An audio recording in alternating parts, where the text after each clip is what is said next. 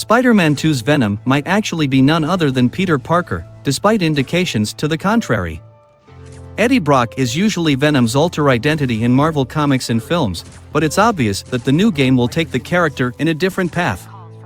Eddie Brock's involvement in Spider-Man 2 has not yet been confirmed, and there has even been no hint that he might, making Venom's identity unknown. There are only a few other potential hosts for Venom in Spider-Man 2 if Eddie Brock is not chosen. While the final scene of the first Spider-Man hinted that Harry Osborn, Peter Parker's best friend, might actually be the Venom of the Insomniac universe, the ongoing secrecy surrounding the supervillain's identity in the game's trailers points to an even bigger revelation, that Peter Parker has been infected by the symbiote. The fact that Spider-Man 2 will have the iconic black costume, which first appeared in Marvel Comics only after Spider-Man and Venom formed a link, further suggests that Peter Parker will at some point in the game serve as the symbiote's host, even if it only lasts for a short time.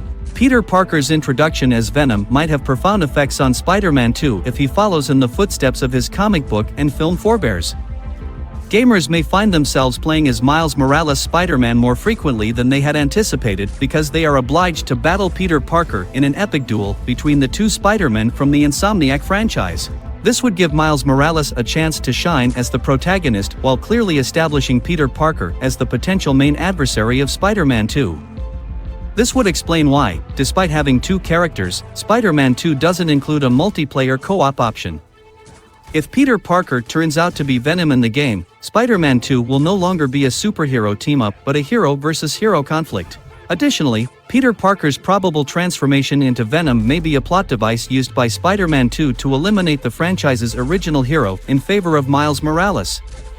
Miles Morales feels more like Peter Parker's sidekick than an independent hero at the moment, living in Peter Parker's shadow. After Miles' own spin-off game's commercial success, Insomniac might feel at ease murdering off Peter Parker in one final epic adventure before turning over control of the franchise to his replacement for the foreseeable future. This would be similar to the first game, which also concluded with the unexpected demise of a well-known comic book character, Aunt May, in front of her nephew. Peter Parker serving as the Venom symbiote in Spider-Man 2 presents an exciting opportunity to defy audience expectations.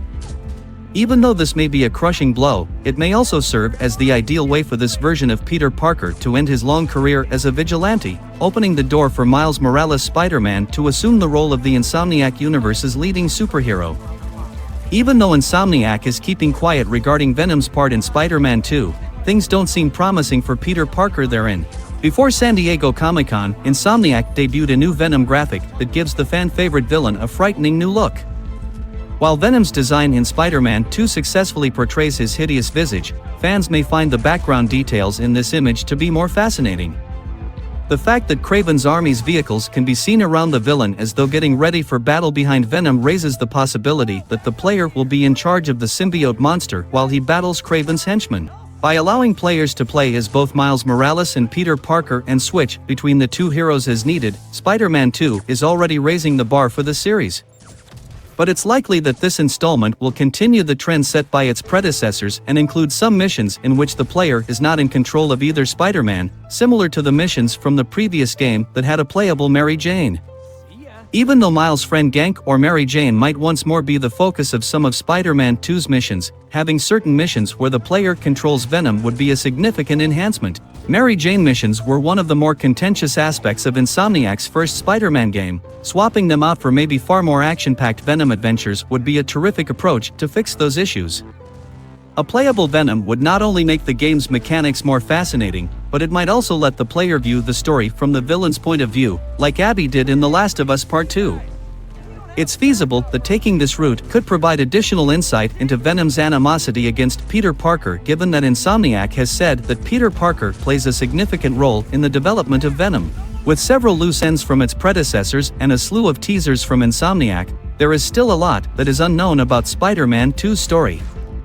It is evident that Insomniac is cognizant of Venom's prominence as a fan favorite and desires to portray him in a manner befitting of the antagonist and fan expectations over his participation in Spider-Man 2.